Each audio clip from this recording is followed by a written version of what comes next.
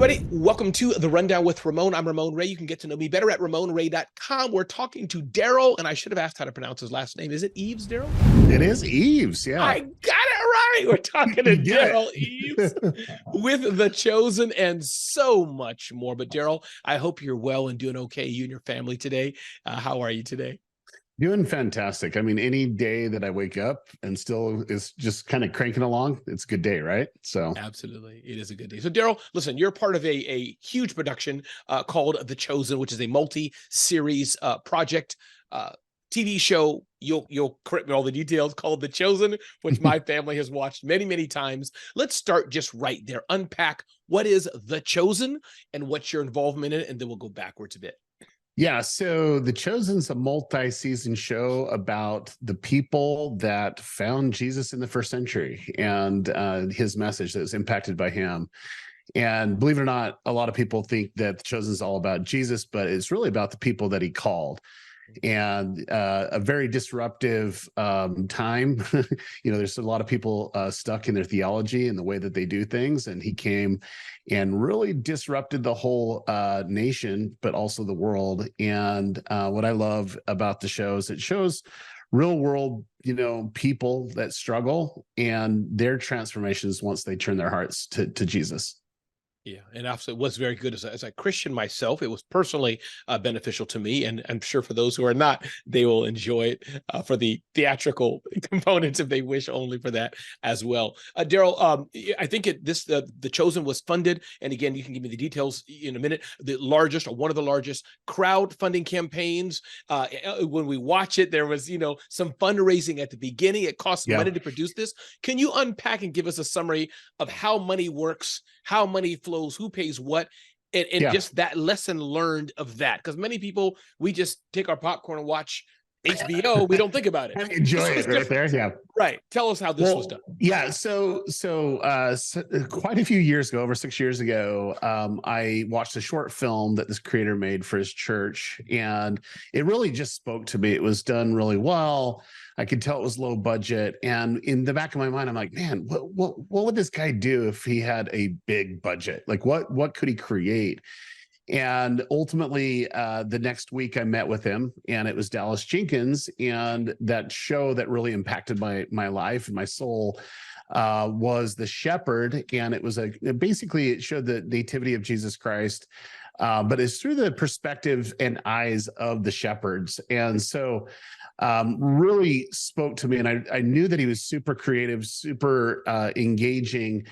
And I just knew that there's something bigger. And so as we had a conversation, come to find out, believe it or not, that he had these ideas about a TV show about Jesus and those that followed him, similar to what The Shepherd was. It's like the kind of a perspective of other people, how they're impacted by Jesus's lives. And I was all in. I was like, tell me more, and he started to talk about how he's pitched this idea for years and no one would actually fund him. No one would actually get behind the project. Thought, oh yeah, that's a great idea, but you know what? Jesus has been done so many times. Just don't even try. Nobody's going to watch it. There's no interest in it. Why would people do it? Of course not. Yeah. And for me, it was a couple big things. And so, I knew it was going to be done in a fresh way, because I think a lot of the Jesus projects were like sanitized, and he wanted to do raw, real, human emotion, the authenticity. And what was happening in first century at the time of Jesus is really, really disruptive. It's just like a lot going on, a lot of hatred, a lot of bigotry, a lot of racism, a lot of frustration.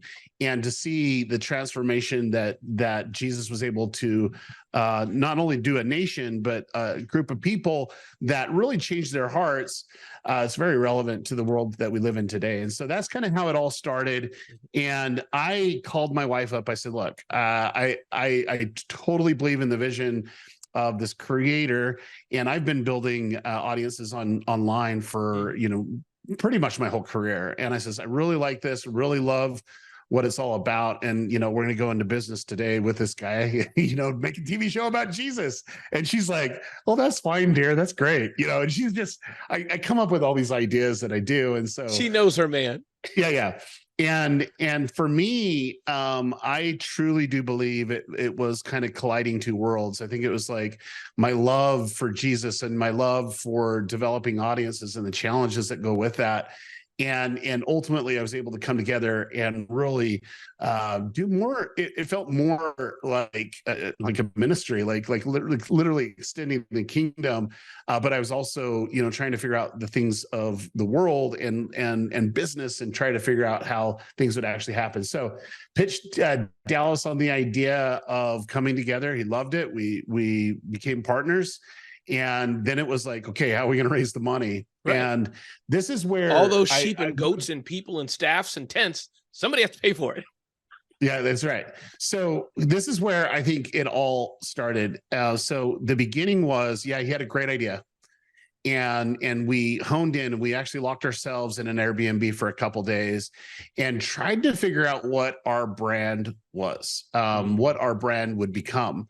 And then two, the most important aspect was we needed to solidify our message of the why. Why are we doing this? And his vision and mission and the whole goal behind what we were trying to accomplish. And believe it or not, this was a very detailed process. And we tried to explain what the chosen brand is and what it means. And then it would deal with not only the business side, but also the project.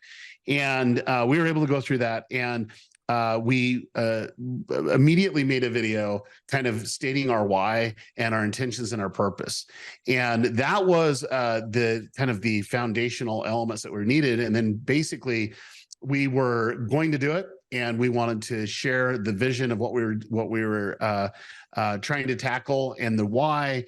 And before you know it, we actually had a lot of people coming in and wanted to contribute and wanted to get behind the project. And so what we decided to do is do a Reg A, which was be able to take public money. And this is different than a Kickstarter. This is where they can come on, and as we succeed, they succeed. They actually become our partners. And ultimately, we use that short film that really spoke to me, and showed them that, hey, here's a pilot. This is what it could look like. This is kind of like the genesis of the Chosen, and we want to do so much more with bigger budgets and really do this right. And before you know it, and Raymond, like, this is what just blows me away. It was like the content was started to speak into people, and they started to share. And as they would share, more people became involved. And before you know it, we broke the all-time crowdfunding record in film and television. And at that time, we did it with no audience. Like no one, like we didn't have a huge following before. It started with one person, and one became two became four became eight becomes 16 become 32. And we just got it up where people were really understood clearly what our vision is and what it was at that time and what we wanted to create. And so we broke that record. And then that's when Dallas was able to go to work and start on the first season of the show. We actually had all the scripts done. It was just like, okay, well, let's move into production and let's kind of get everything all set up. And so for us, it literally took a vision of what content could look like. And I would argue to say that a lot of people just felt called to just get behind it, to become our partners. And they didn't even know what it was going to look like. And ultimately that was a lot of trust. And so as that money came in, we wanted to make sure that this content, number one, glorifies God and his ministry here on earth. And secondarily, really share an authentic moment of what people can really identify with, people that struggle, and how powerful his message really is. That is incredible. And I think, let me know if you agree with this, Derral. I think that one lesson this shows is, I think of Tyler Perry, that's an niche media for Black audiences primarily. I think of any other niche media. My point being is that there's riches in niches. Like people think you have to serve everybody, but no, there's a few million Christians somewhere around the world. And not that everybody who's a Christian only watched it, but correct me if I'm wrong, I'm guessing that you went niche all in.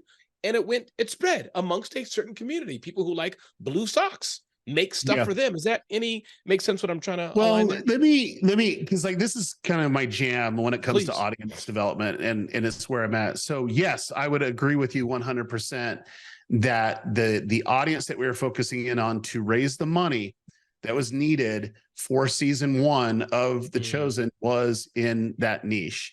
But the moment that we broke the all-time crowdfunding record, the moment that Dallas created season one of The Chosen, is the moment that in my head I wake up every day and I want 1 billion people to see it. I love it. And I think that's the difference, because like, yes, yeah, we'll go in segments, but ultimately at the end of the day, we really care about getting it in front of people, and we believe that the content is going to have people self-reflect. They're going to self-identify. Oh, I'm kind of like him, or I'm like that scenario of I've experienced this as well.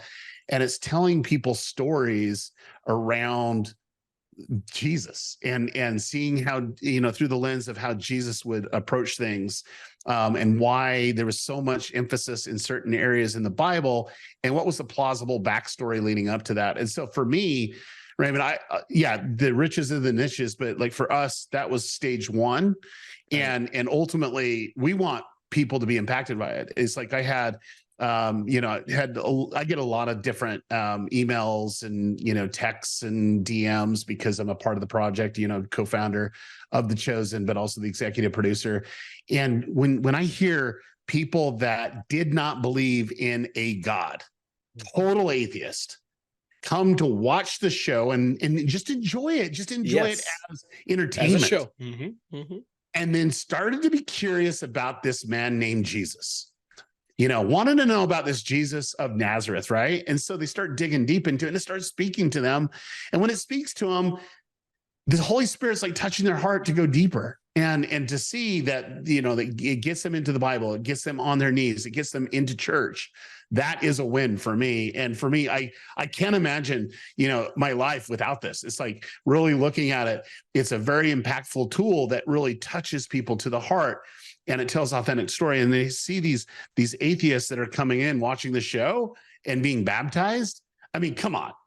Like that right alone is the payday. And I think if we only focused in on, hey, this is a Bible show that's cool, and it's only for Christians, I think we'd miss out on the true potential and the opportunity to really impact the world. And for me, I want it to go more into that segment of the market, more mainstream, just so they can see how powerful and how his message does impact people's lives. Because if you really look at first century and today, there's a lot of similarities going on. There's a lot of problems that we're facing that are very, very similar.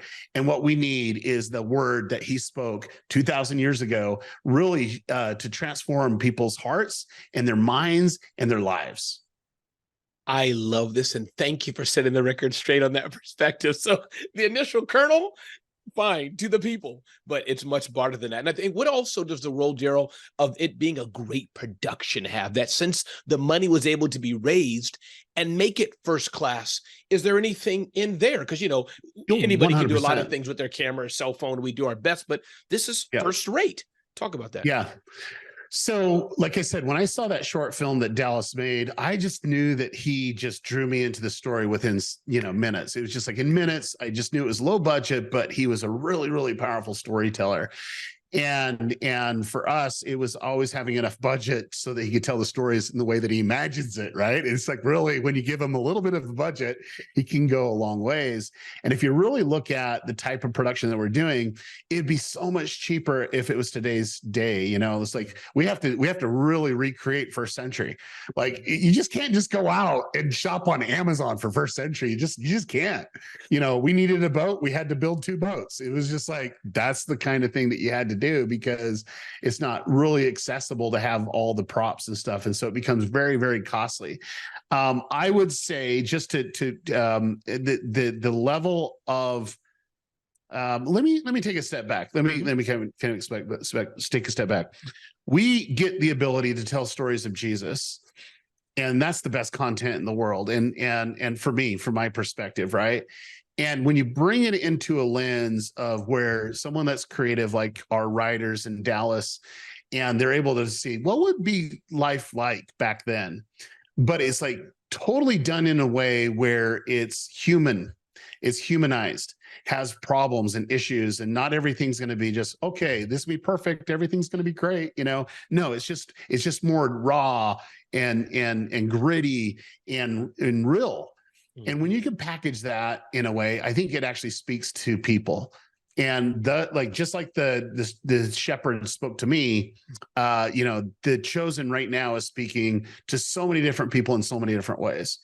And to do it with an ensemble cast, I mean, we have 18 cast members that are literally all a part of this, right? And it's like their trials are reflected to trials that people face today. And I think that's what really speaks to people, and it's their story. And what I found, and Dallas said this from the beginning, he goes, we got to be just raw, we got to be real, we got to be gritty.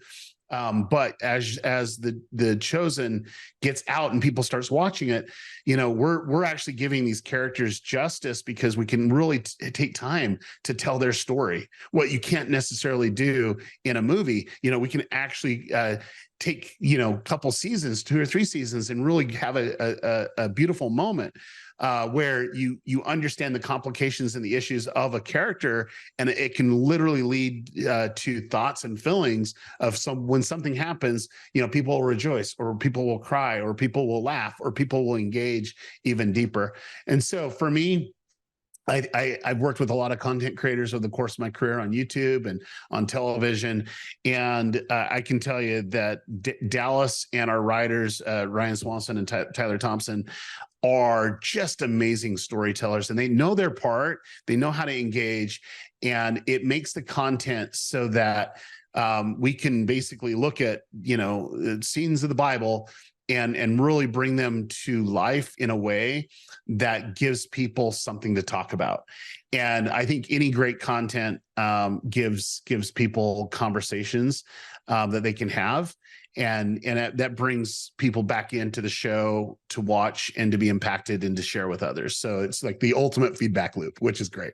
So I love it. It reminds me a little bit. My wife recently started a few months ago watching K-dramas, and she was surprised. I think, again, you're the production expert here, but like American shows don't have like 50 episodes, 51 series. But to your point with that, with the story, she loves it. Millions love it. It can go on as long as needed. It's life.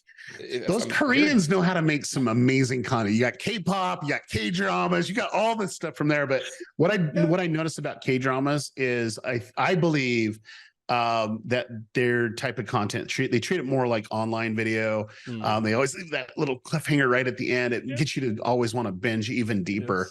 I get sucked into all those too, man. It's just, it's just crazy. So no, for sure. This has been so good, Derral. And I want to touch on 2 other things, but again, as much time as you have, we can pause and go on tomorrow as well. And 4 hours more we can go. Just teasing.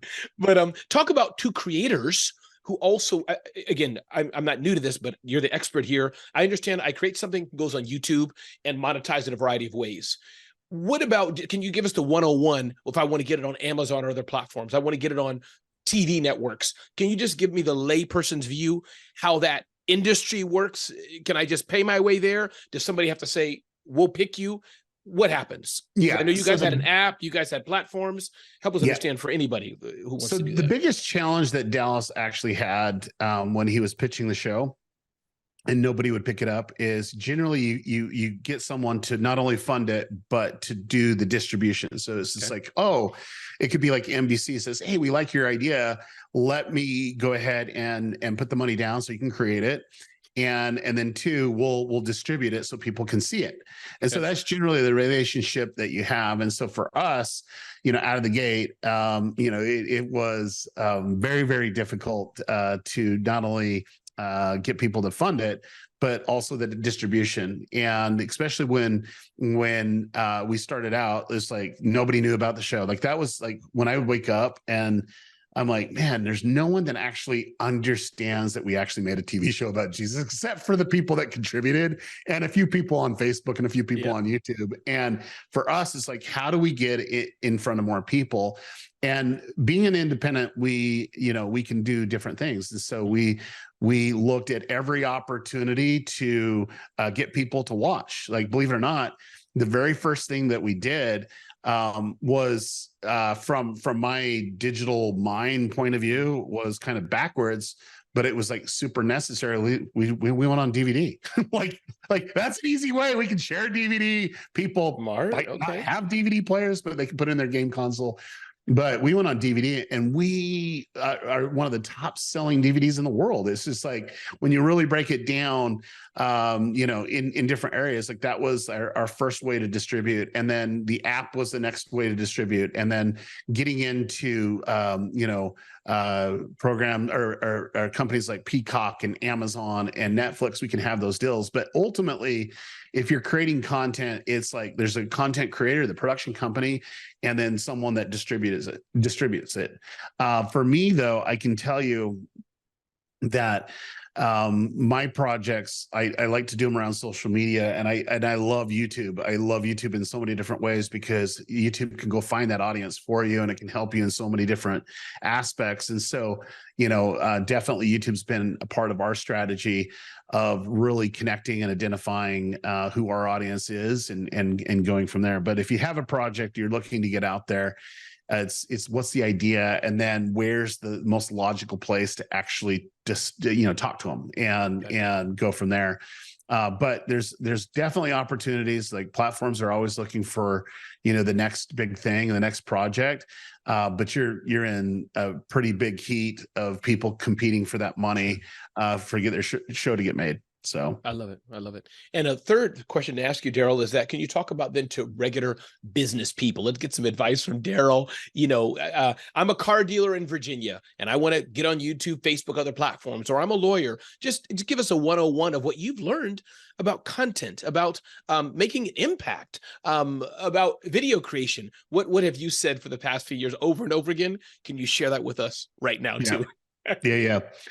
So I think the biggest thing is there's an audience for everyone out there. There's people that are looking very specifically. You brought up two examples, and I'll give you two real life examples. So I actually had a gentleman reach out to me, and he had a law firm. He still has a law firm, and he's like, "Hey, I want to get my message out." And so he paid a lot of money for my time. Mm-hmm. And we started to break down just kind of what his value proposition is, like who he would be targeting and his value proposition. Well, he had this amazing story. He's an immigration attorney, has this amazing story about how much difficult and issue that he had having his wife get her green card, and let alone citizenship in the United States. And that became his passion of helping like-minded people out there that's struggling to come into the United States the right way, right? Going through the right type of procedures. And so he went on a mission to start, an attorney firm that would work 100% with immigration. So as we were going in, I'm like, man, let's really look at your strategy and really see how it equates. And so the first thing we did is like, who are these people? And then give me some context of like people that are just asking you very specific questions, and let's kind of go over all their issues that they face. And so we started making a list of everything that they face, and so on and so forth. And ultimately that is content that you can put out there, because as people are looking for that content, they're Googling it or going on YouTube. And if you have a video about it, you become that expert. You become someone that actually connects with them. Now, this gentleman went on, I have a 12-week mentorship program, and he went into that, and it transformed his life, because ultimately he understood what good content was and where that needed to be. And he basically built up his law firm just from YouTube, and just from one strategy of going on and doing those videos like we talked about before, but doing live streams where he answers questions live. He went and made an 8-figure business out of it, and it was all from YouTube. And I mean, that's a lot of zeros when you really break it down.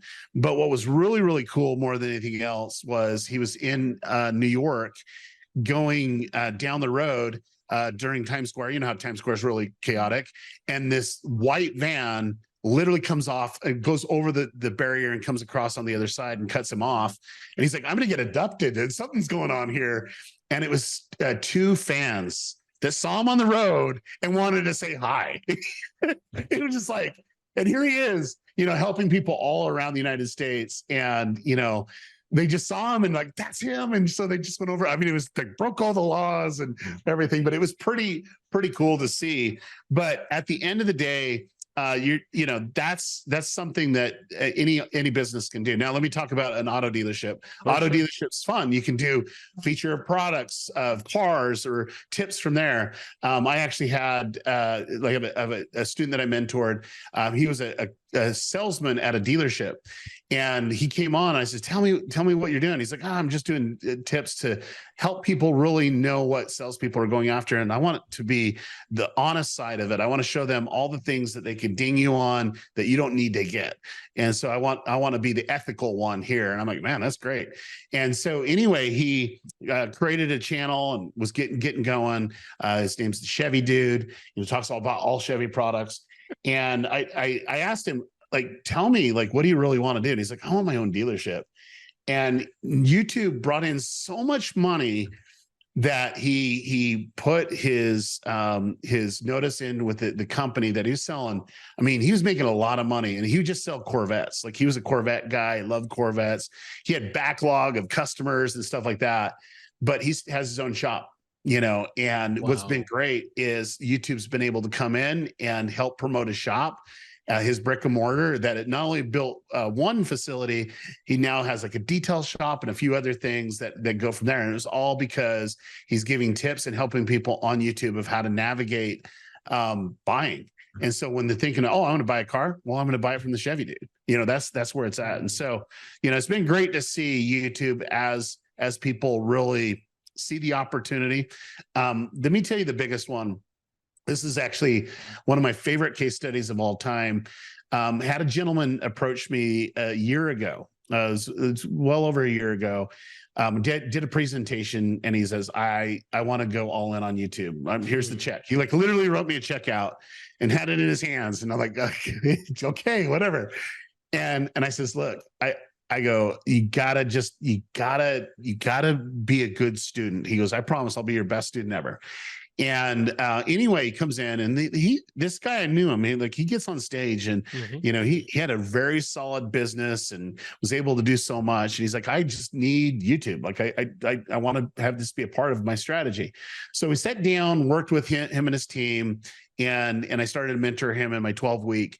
And what was interesting was he got ready to release his first video on YouTube. And I says, well, why aren't you monetized? And he goes, well, because, people, would be putting ads on my videos. I'm like, well, YouTube will pay you money. Like, YouTube will share in the revenue. Like, let's turn that on. So he turns it on, and he's like, dude, like, we made $148 last month. By what? We didn't even upload a video. And then the next month was like $300 or whatever. So they get ready to upload their first video. And basically he made $5,000 that month. And it was just like the first video that we actually created with it. The next month it was 20.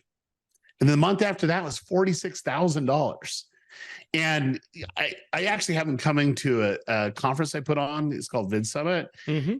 He made 8 figures part-time by uploading YouTube videos. And what's the 2 or 3 things they're doing right? Anybody can upload video. Literally, good quality SEO. What's the? Yeah, he. There's 2 things that happen. Number one, his content is powerful. He's actually talks about business based on biblical principles. Mm-hmm. And I says, okay, that's great, right? And he really starts to deep dive into helping people to have a business mindset that's biblically based. Love it, and so on. Well, when he started uploading videos, YouTube paid him over $250,000 for just uploading videos. So that's $250,000. And then 2, his book sales went up 4,802%. That's a huge increase, right? And then he had a continuity program on top of it that was like 5-6x. And so when that actually happens, and I think it was like some of the programs he introduced a new one was even like 600% higher, but it was just like so much crazy that YouTube would find his audience. Mm-hmm. And then he actually had offers and funnels all set up. And so two big things happen here. Number one, when I watched his first video, I'm like, oh man, this is not what I thought it was going to be. And he goes, well, talk to me. I says, well, I go, and his name's Myron Golden. I says, Myron, when I see you on stage. Wait a minute. You can't just say Myron Golden's name passively like that. Like Myron Golden is a big deal. Well, this is what I'm talking about. But anyways, Go ahead. I go, Myron, the person I see on stage is not the person I just watched in the YouTube video. Like, you're magnetic over here. I can't watch 2 minutes of your video. And he goes, okay. He goes, well, what do I do? I says, well, bring a live audience in. If you need to go Zoom, just put that, if you need it, you need facial reactions, because your genius is you react to the crowd. Yes, and yes. I says, I need that in the video. He's a performer, entertainer. Yeah. He made that one change, and it was like game over. It was like you had it. He had a video series. It was like well over 40 minutes long, per video. I just take off and just crush it. And so at the end of the day, I just got off the phone with him just before this podcast, and we're trying to figure out the title. And he's like, man, he goes, if there's one thing I did right, it's like hiring you to help me with YouTube, because like I've never been blessed so much. It's just been, in a way, and it's true, because YouTube knows who your audience is. And that's what I told him. The second advice, I said, first, we need the real Myron. The second was, can't you use your email list? You can't use your Facebook page. You can't use your social media. YouTube needs to figure out who your audience is. And I can promise you, it's not going to be the same audience. And that was the conversation, is like, it isn't even remotely the same audience that he had before. It's a lot greater of an audience, that things that YouTube knew about his viewer that Myron didn't, and his team. So, I mean, that's kind of where that's at. So I love, by the way, is your 12-week program open now? Can people go to some website, or can people look it up, or how does that work? You can apply at channeljumpstart.com. Okay. So when I went channeljumpstart.com. Okay. When I went full-time with The Chosen, I'm like, hey, how do I take all my consulting and really still impact the world? And so we just made this mentoring program. I put a couple hours a week in, really doing in a group setting, helping people really understand YouTube the way that that will help them succeed. So I love it. Going back to The Chosen, and again, I want to respect your time. I have a lot more time, but the more time I can give you back, the more you'll come back if he interviewed again. Derral, what can we do, anyone do, to help The Chosen make a bigger impact? And thank you for the business tips. These are amazing, but I'll end on that. The Chosen, what do you want our viewers to do? What can we do to make a bigger impact? So our main principle with The Chosen has always been around user-generated content. We love user-generated content. We love it when people take time and energy and effort in their life to talk about what they're into. And so the biggest impact that we've noticed over the course of building The Chosen is taking a segment out of the show and sharing people why that's powerful. And we want you to do that. We encourage you to do that. And so don't do the whole episode, because I mean, there's some copyright issues, right?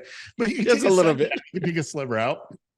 It could be an image. It could be a screenshot. It could be whatever. It could be you with, a picture with your big old TV in the background, but share what really speaks to you, and use social media to do that. Tag out people that either are like-minded or need to hear that message. And we just know that when people really just share, that is really going to get people curious, because sometimes it might take 7 or 8 or 9 different times. One of my favorite stories is this is like by far one of my favorites. So when we started creating the show, I was telling Dallas that the generation that I want to impact is Gen Z. Like I'm obsessed with Gen Z. My kids are Gen Z. I believe that, if they can just understand who God is, they'll get behind it. They'll become his hands and his army and come out and do amazing things. But they just need to really identify who they are and that relationship with God. And so I've been always into this. And what's been really interesting is you always think that mom's going to talk to kids or grandpas or grandmas or say, hey, you got to watch The Chosen. And what's happening is we get both that happening, but a lot of people are experiencing it for themselves and saying, this is so amazing. This is just amazing. This speaks to me, and they're sharing it at rates that we've never seen. I was actually over in Spain speaking as a keynote at a youth conference. There was like 4,000 youth. They were coming together. They're all Gen Z, right? And we showed a clip of the show, and the whole conference is around that one clip of where that lady, to be healed, would just touch the hem of Jesus, right? And because of her faith, that she was healed. And what's been beautiful from that was the people that were there. A lot of them were their parents are not even religious, and they just are feeling this movement. They feel like there's something bigger, there's something better, and they're having a faith to start developing the relationship with Jesus. And like hearing them watching the show and trying to get their parents to watch the show, and trying to get others, like they're really trying to have people, just like Nathaniel is like, hey, come and see what this is all about. Just like that's happening right now. That's happening right now. And I love it. I love it that it's happening multi-generational. It's just speaking to people. But what it can help us in every regard is just share the moments of the why, and then two, what it really says. Because I think a lot of people, we get a lot of hate where it's like, you're not following exactly what the Bible is, and we're like, number one, you got to read your Bible. Most people say that's not in the Bible. We show where it's in the Bible. So that's the first thing. But I think it's just like, what led up to those moments. Yeah, we're taking some creative liberty, and Dallas and the writers do a great job at that. But it gives context of the why. Like the feeding of the 5,000, like I never gave it thought until Dallas is like, Jesus actually caused their hunger. Yes. He caused that to happen. I'm like, I never even thought about it. He made him skip lunch. I thought it was like free lunch. It was like buffet, but no, it was like, they're getting ready to faint, and Jesus made them, and Jesus knew it. And that's just a beautiful moment that we were able to showcase. And so for us, it's just like what resonates with you, and share those moments. And another big thing is, binge watching together, bring people over, invite them to your house, have conversations. It's just beautiful. It's beautiful for the ministry side of the kingdom, for sure. I love it. Derral, anything I didn't ask you, anything you want to add before we end? I want to respect your time, but anything you wanted to add that I didn't touch on? Yeah. This is more for me than the chosen, but luckily early on in my life, when I was able to develop a relationship with Jesus and just give him everything. I'd vowed that I would be his tool. Like whatever he wants me to do, I'd be his tool. And I just found that we live in a very dark world. We live in a very bleak time. I don't like to focus in on the darkness or the bleakness. I just acknowledge that it's there. And I've been on a quest to really bring light into the world. And I believe that God has given all of us talents and abilities and opportunities that the world needs now. And I know that there's a lot of people that will be, listening and watching this podcast that always just wanted to do something. It could be write a book. It could be, just make a statement on social media. It could be whatever. I would just encourage you all to just take time and ponder it and take action. Because when I read Matthew 5 and really looked at that we are the light of the world and what that actually means, the world needs more light, and that light comes from truth, that also comes from not just preaching, because there's good things, there's things that are net positive that will impact the world in so many different ways. And I would just encourage you all to something's been nagging at you for a little bit, and it's time to create something, time to put it out there for the world. You might be just trying to do a journal for your kids before you pass. Great, take time. Turn the phone on. We got phones here. Record those stories. Record it for the generations. Let's do that. Let's put it out there. But I've been on a quest for that. It's just really, how do we amplify light? How do we actually create more light? And I just found that people are naturally attracted to goodness. They're naturally attracted to authenticity.